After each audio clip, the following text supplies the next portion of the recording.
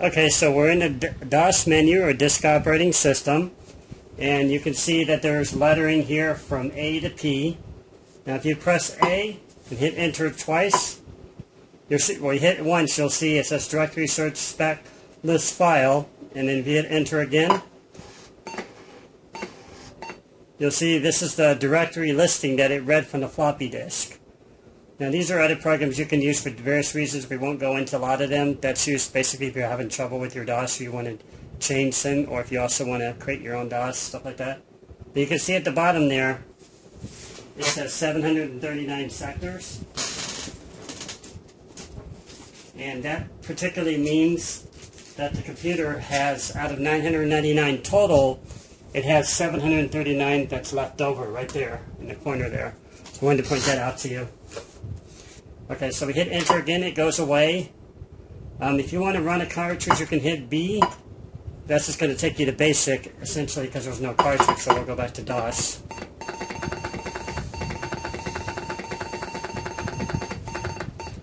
So we'll avoid that. If you want to copy file, use C, and basically it just tells you where do you want to copy the file from. You would basically put in, you know, to one disk, to another disk, and so on. Like that. The name's too long. Oh, probably because you don't use the BAS or whatever. But we're not going to copy files. If you want to delete a file, you can put D in. That'll allow you to delete a file that's on the disk. It won't let you do this because it can't write over this one. Because we have DOS protected mode so that you can't write over the disk. So the next thing we'll do here, I'll just kind of go down the list here. The next one is rename file. If you want to rename a file, you can rename them. I've never particularly renamed them because I usually just, whatever I name them the first time, I just stay with it. But you can do it, just kind of doing the same process I showed you earlier. Oh, I know this. You have to put the comma in front of it. That's probably not going to be a copy too, so it won't find it. So 165 means it didn't find anything.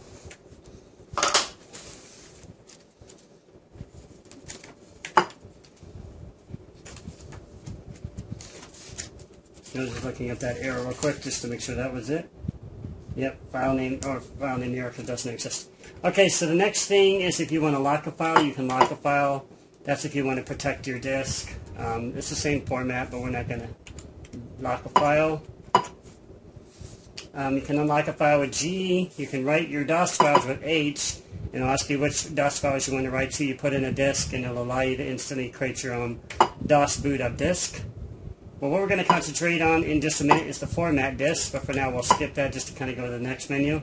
You can duplicate a disk. This is going from the source to the destination drive, so you have to swap out the disk when you're duplicating a disk, obviously.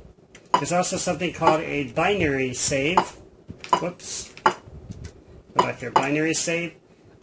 This is a little bit more advanced. We might get into that when we start writing semi-language programs and want to run them. It allows you to save your own machine language programs and run them as automatically startup when you boot the disk and stuff like that. You can create binary saves and binary loads there. You know, and loads just the same thing. Loads from what file. We don't have any examples on this disk, so we're not going to bother with that. Run an address is if you have a program and you know where it runs on the disk, you can run it at a specific address, like 8,000 hex or whatever. We'll probably get more into that later. Create mem save. I don't usually use a memory save, but you could use one if you need one. And then duplicate file is kind of similar to what we did. What was it? So duplicate disk, and there's duplicate file, so you can be more specific to the file. Name a file to move. If you want to move it somewhere else, you can move it, and it'll prompt you when it to swap the disk and stuff like that. And then there's format single, of course. We're not going to use format single because we don't want to do single. We want to do a double density. So now we're going to take one of the disks I showed you earlier. This is a floppy right here, and we're going to insert this into the drive. And hopefully create our first writable disk here. Now if I hit A, it won't do anything because it's not formatted yet. It'll just keep thumping. So if you hit the break key, if this happens, like that, you can get out of it. and you hit I, and what you do is 1, 1, and you type yes to format disk 1. You'll probably hear it bumping there a little bit. It's formatting the disk now. It's erasing all the contents on it.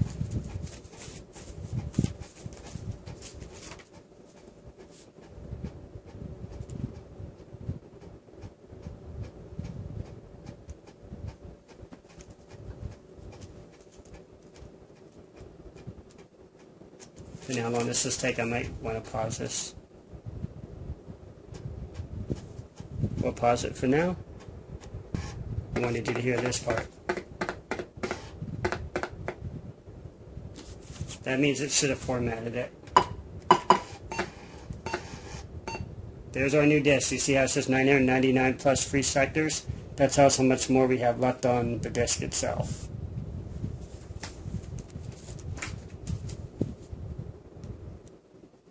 Okay, now that we have our disk formatted, we're going to hit the B as we learned earlier to go to the run the cartridge, which will take you basically straight to Basic.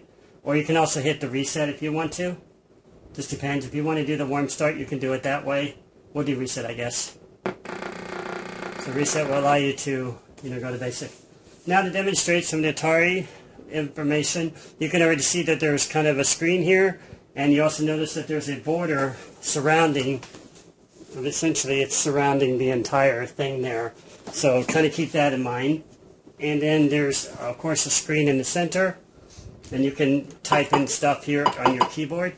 And it makes a sound when you type, of course. Now, if you press a key and hold it, it repeats the key. Okay, and if you also notice, look on your keyboard. Every keyboard may be different. But mine is on the right below the return key. There's a caps button. If you press that, it'll send you into lowercase. You press it again, take you back to uppercase. Hit reset. Okay, so the next thing we're going to learn about is graphics characters. So if you look on your keyboard there, you'll see a control on the left-hand side. Hold that down and press a key, and you'll see a different character show up. So if you type the word Atari in uppercase here, you can kind of see it created that on the screen there. I typed it in right. I think I did. Let me see. A-T-A-R-I. There we go. So it creates graphic characters that you can use, and if you press different keys, you'll see different graphics characters here, essentially. So keep that in mind.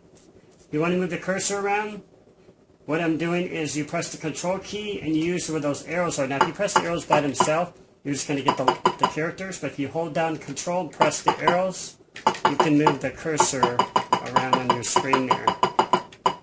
And it's helpful if you want to erase stuff. You will probably see me doing this sporadically throughout the video. Press break and it'll jump out without erasing anything. Escape isn't going to do anything in this, except if you hit it twice, it'll create an escape character. It's mostly used in software programs. And if you want to clear the screen, and you press the control key, and you hit the clear button, it's at the top next to the 0, and it'll erase your screen there. You can also hit reset to do a warm reset. Now do this, type Atari. Use the arrow keys and move your cursor right to the right of the Atari. Hold down the control key and next to clear, press insert. You can move the text over on the screen. Now if you press clear again, it's going to erase it, but if you look next to insert, there's a backspace key. Press that and it'll move it back. So you kind of move it around on the screen there.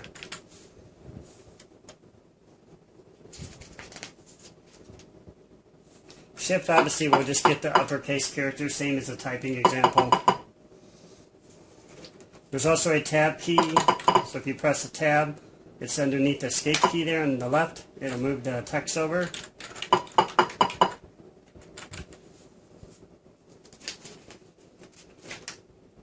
Now, some of the other things, I'm going to hit reset, is if you look at the bottom right of the keyboard, under where you were doing the uppercase character, type the word Atari first, and then hit a tab just for example, you'll see a little, it's actually known as an inverse. It looks like a little square box with a line through it. If you press it once and you type Atari again, you'll now be in inverse mode. Hit tab, hit caps lock, you got lowercase inverse. You press it again and it gets turned off, and you're back where you were. So forth. So, as an example. Okay. Now, to get started here, anytime you type in a new program, you want to erase it, you type in the word new. That will erase what's in your computer's memory and allow you to start over. So essentially, if you have any lines in the computer's memory code, it'll erase it. And we'll go into code here in just a minute. I wanted to show you, before we go into code, I wanted to show you what's called immediate mode. Immediate mode is when you're typing something directly on the screen, just like we're doing right now, and it'll execute instructions. Now, we already did an immediate mode command. New is an immediate mode command. There's also a list, which will allow you to see your program, but we don't have a program in memory, so you won't see anything right now. But if we're going to do immediate mode, we'll learn a new command here. It's called print, P-R-I-N-T. And if you just want to print the word Atari, watch what happens. Hey, I got a 0. What's with the 0? Essentially, what the Atari is doing right now is it's setting the variable ATARI to 0 because it's a number. Essentially, anytime you type a word in like that, you're going to get a number beside it. So if I type in number, I'm just going to get a 0. We haven't assigned anything to number yet, and I'll show you in a minute how that works. I just wanted to show you that's immediate mode. Now, if you want to assign a number, what do you think you do? Of course, you type a number. So if you want to assign a number, you hit 8. Now you got to print 8. Now also keep in mind the Atari is a calculator. So we'll hit reset.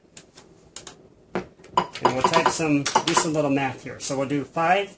Now what we're going to need to do is we're going to need to find the plus key. Now we saw it earlier. If you go next to the arrow keys, right underneath the one that is looking to the left there, points to the left, right, if you want to find it on your keyboard, look for the caps on the right-hand side, and it'll be 2 over to the left there.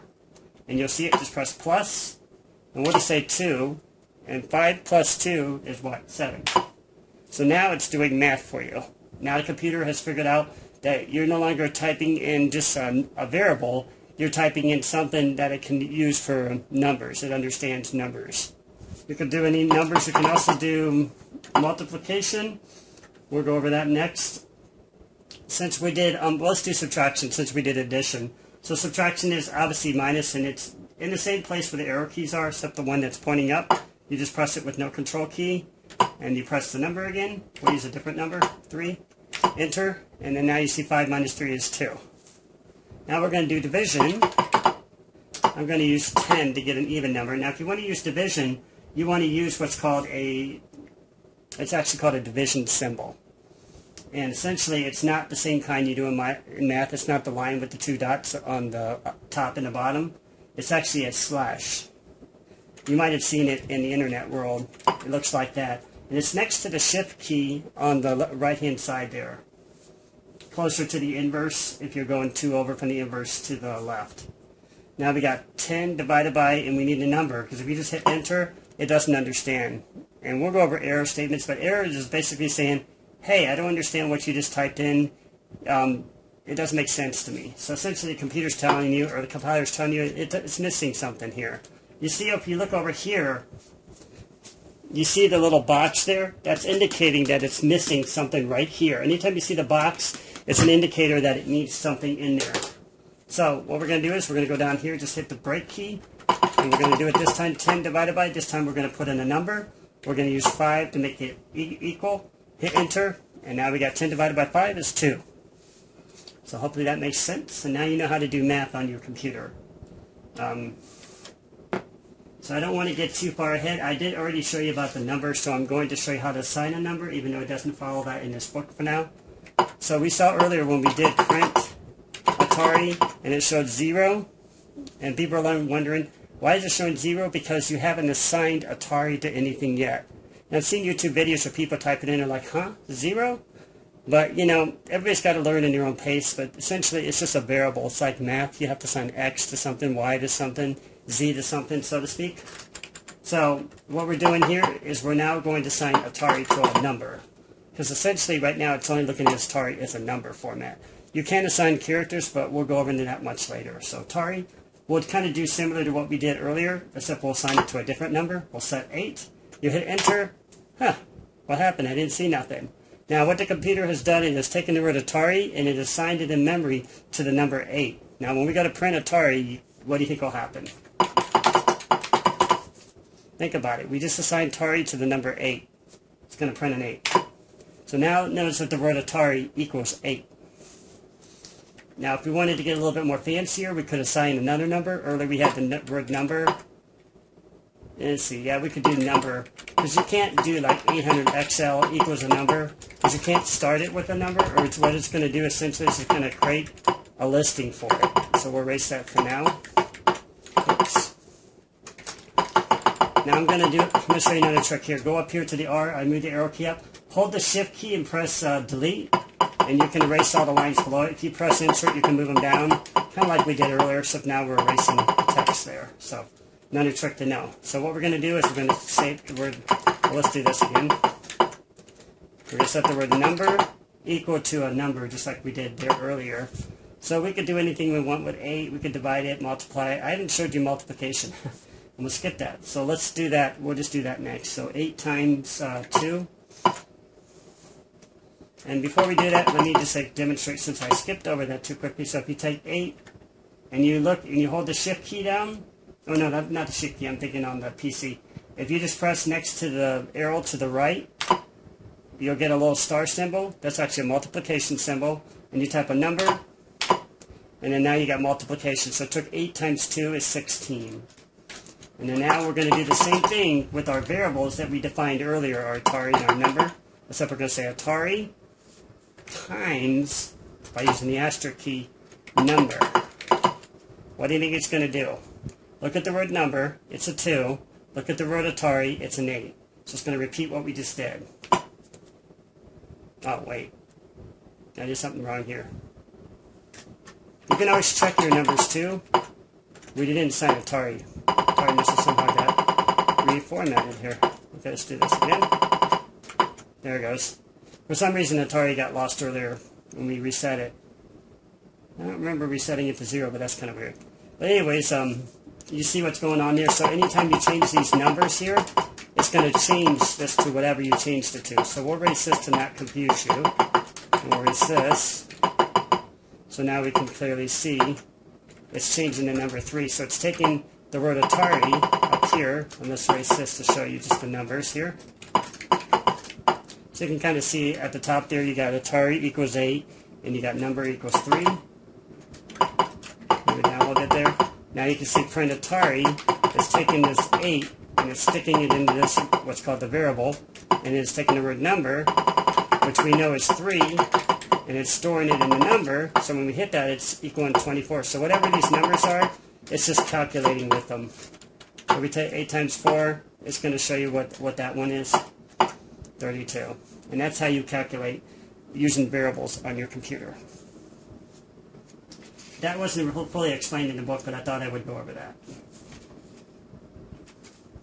Okay, so now we're finally going to get into writing some programs. Yay! So what we're going to do is we're going to type the word new. It doesn't really matter at this point. We don't have any programs in memory, but just to be safe, we'll type new. You can list it to make sure there's nothing there. And then you can start typing in some programs. Now the book does like a poetic thing. I heard of a poet named Sam. Now what we've just done, if we type in, if you notice that when I just typed this in and I hit enter over it, it didn't do anything. Like before we saw the number, everything else executing. This is not executing because it's already storing the program in the computer's memory. So at this time, there's a certain way we need to get it running. So this is actually known as an instruction. We learned about the word print. I didn't show you what the quote was, but we'll go over that here in just a minute. Might as well do that right now. So if we print any word after it and put a quote, and you put your name or whatever, and you end it with a quote, it's going to print whatever you typed in that line of text there. So essentially, if we hit reset here, and we list, we now see our program is showing in memory there. And I heard of a poet named Sam. Now we just learned about print, so you should be able to guess what this is going to do by running it. And run is how you execute the program that you just typed in memory that is showing after the numbered lines. I heard of a poet named Sam. So it just printed what you, essentially what if you look at 10, it's saying create line 10, print in quotes, so I can print anything in those quotes. I heard of a poet named Sam. So whatever you put in those quotes, it's going to print for you on the screen.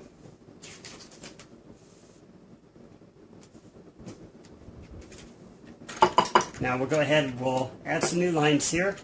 We'll list it, and we'll add a new line 20.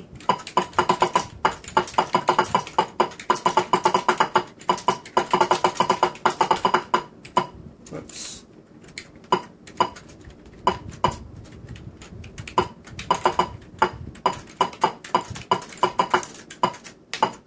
Okay, so now line 20 is stored in memory.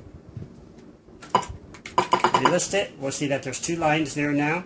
And now we see two double print lines. We see one with the number 10 and one with the number 20 after it. So essentially we're numbering them in sequential order so that we can kind of run them one after the other. Because that's what Basic does, is it runs one line after the other. So if you type run, you'll see both of those lines on your screen.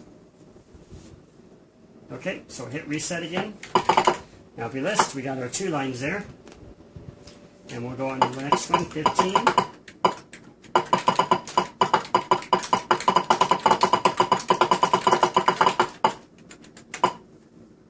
So what we did now is we just inserted a new line. Now if I run it, what do you think is going to happen? Well, let's list it. Let's show you what it looks like first. What's going to happen? Do you think it's going to say, I heard of a poet named Sam, I met him one day, and to my dismay, whose poems were the talk of the land? Or do you think it's going to read it in order? Remember what I said earlier. We'll run it. See what it does is it's taking all the lines you just put in, and it's reading them exactly one after the other. Atari's not going to be able to do anything unless you have other commands later that can force it to go to different lines, but we won't go over that right yet. We're going to get to the next line.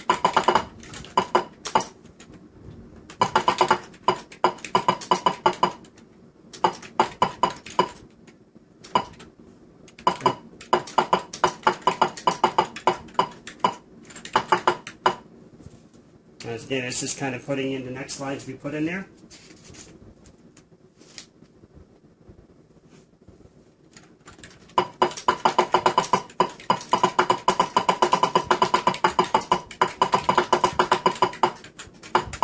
I have no idea what a boson is.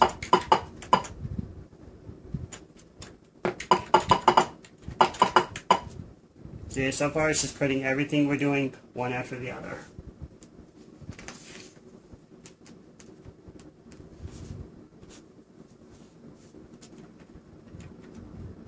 Now another thing you could do is, they're showing this example here. You could type in, I don't know why they skipped the 35, was there a 30 I missed? Oh yeah, I forgot to put the 30 in here. I think we're doing a new program, let me see. Oh, I forgot to do 30, so let's go back and list it, and we'll put 30 in here.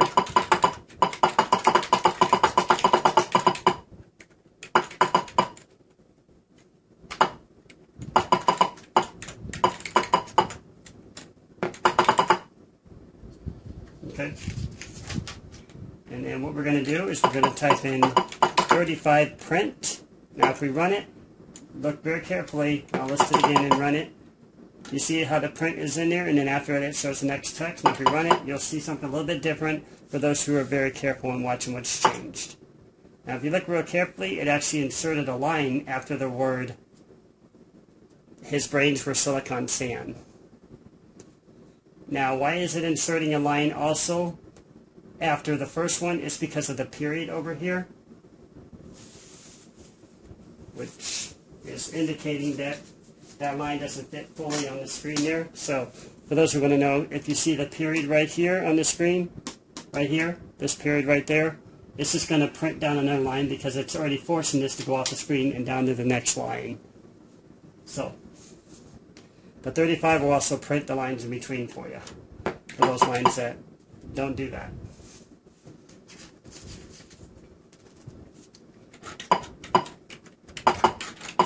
Now another way to do print is a question mark. Just a quick trick for you. Question mark means you just hit the shift key. If you don't hit shift next to the shift there on the right, this is going to put that little slash for the divisor, but if you hold the shift key down, you're going to get the question mark. So shift quote, because we want to print whatever's inside of those quotes.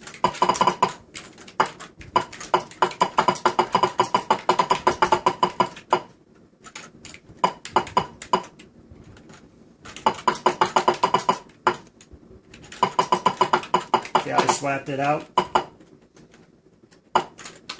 To get that little quote there, you have to hit shift 7.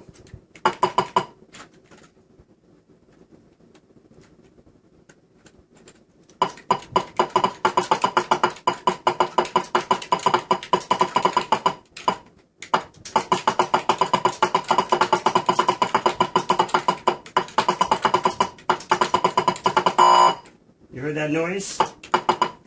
That noise means that the line is too long. So if we want to get all this text on the screen, there's going to be a little bit more of a trick we have to do. Let's reset here. Now just list. Now if you want to list just a specific line, you type list, the number after it. That shows you the line 80. Notice that everything is not fitting on here. It says still running when I turned off the... We're supposed to put switch in here, but it doesn't fit. So what we're going to do is go up here, use our arrow keys, like we learned. Go over to the text, and we're going to hit the control and backspace just like we learned. And we're going to put the little question mark in it. Now we have enough room. We're going to tab just like we learned and go over here and then type the switch part. Actually, it won't fit there. So what you're going to need to do, a little bit more tricky here, is we're going to need to put no spaces in there. This is a real good trick to learn. Now you can slip the WH right in there. You hit enter. You'll see it's all in there now. Now see how it moved off the line? And it moved it down to the next line, the H down here, but it's still reading it. It's just because the screen itself is not allowing you to type. It's not allowing the text to go all the way over to here. If you look over here in the corner right there, it's not allowing you to go over there because your screen mode is another thing more advanced programs can do. You can set it to read all the columns and print all the, reach all the columns on the screen, but we won't go over that. That's a little bit more advanced. Okay, so we got 80. So the next thing they want us to learn about is learning how to erase lines, or basically write over another previous line. So we'll just list this and you'll see our program. Now if you just type the word 80, notice we already have the word 80 in there. And something new.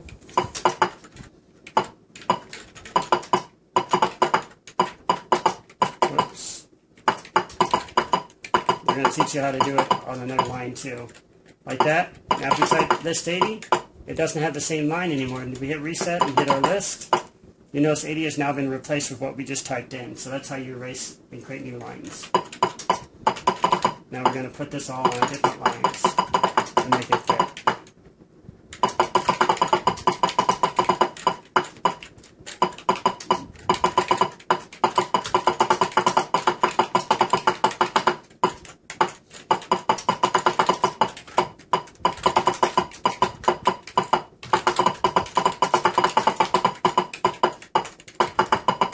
I just like to go back over them like that to make sure they're in there. Okay, you can see our lines now. So the next thing I want you to learn about is how to print graphic characters. We learned earlier when we typed the word Atari, we hit the control key, we got those funny looking characters. They want to show you how to insert them in the program here. So we're going to insert a line at 58. We're going to type the word print, just like before, or question mark, whatever you prefer. And then you're going to hold down control. And then you're going to hit the H like that. So it kind of looks like, I don't know if that's right. Oh, actually it's the opposite way, I think. Let me see. It says Control and H to create the graphics. That doesn't look right to me. Let me see. It's supposed to go the other direction. So let's see. Control, that's J. Oh, it's one on each line. I see what they're doing. So 58 is print J, and then there's another line. 115 is print H. Now you'll see that they're inside the line there. Now if we want to erase our program, now notice every time we run the program, it's always printing straight down the screen. there's a way to clear the screen other than doing what we did earlier with the control key. Remember when we hit the control and we hit the clear, it erased the screen. Now the trick for that is you type 5, you type the word print, and you hit the escape key, which is in the upper left hand corner, and then you hold down shift and you press clear, and you get a strange little character. Now escape is saying read the character that is not normally hit there. When you press the word clear, normally you're going to get that, because this is reading the character in there, but it can access another mode to access that character. Escape key allows you to, like if you pressed it twice earlier, you saw how it showed different characters. It allows you to access different characters that aren't fully going to be fit on all the keys. So it's an easier way to get more characters on screen. Now when we type the word run, and remember that 5 print with the squiggly arrow is what we want on the screen, you'll see erase the screen. It moved everything to the top and it scrolled it down from the top. So it looks a lot more clean. So I'm trying to see how long this video was. Okay, so I'm probably going to stop there at this video and then we'll move on to the next video. So I hope you guys enjoyed this session.